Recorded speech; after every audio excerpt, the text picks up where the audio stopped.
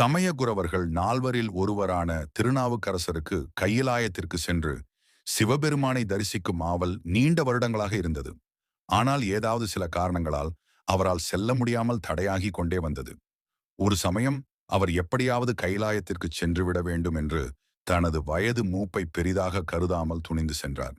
ஒரு கட்டத்தில் அவரால் நடந்து செல்ல முடியாத போது கைகளால் தவழ்ந்தும் ஊர்ந்தும் சென்றார்.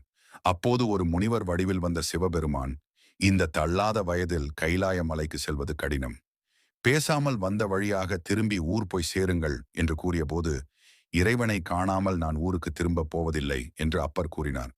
அதையடுத்து அப்பரின் மன உறுதியை கண்டு பாராட்டிய சிவபெருமான் அவருக்கு காட்சியளித்து, இங்குள்ள பொய்கையில் மூழ்கி திருவையாற்றை அடைந்து கைலாய காட்சியை காண்க என்று அருளி மறைந்தார்.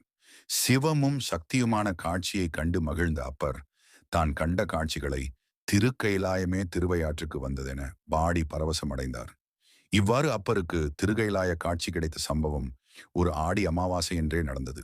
இதனால் ஆண்டுதோறும் ஆடி அமாவாசை என்று இரவு 9 மணி அளவில் அப்பருக்கு சிவபெருமான் திருக்கைலாய காட்சியளிக்கும் சம்பவம் திருவையாற்றில் இன்றளவும் நடைபெறுகிறது. இதுவே பக்தியின் சக்தியும் அதன் மூலம் கிடைக்கும் தெய்வீக ஆசிர்வாதமும். இந்த பதிவு உங்களுக்கு பிடித்திருந்தால் ஓம் நம சிவாயா என்று கமெண்ட் பண்ணுங்கள்.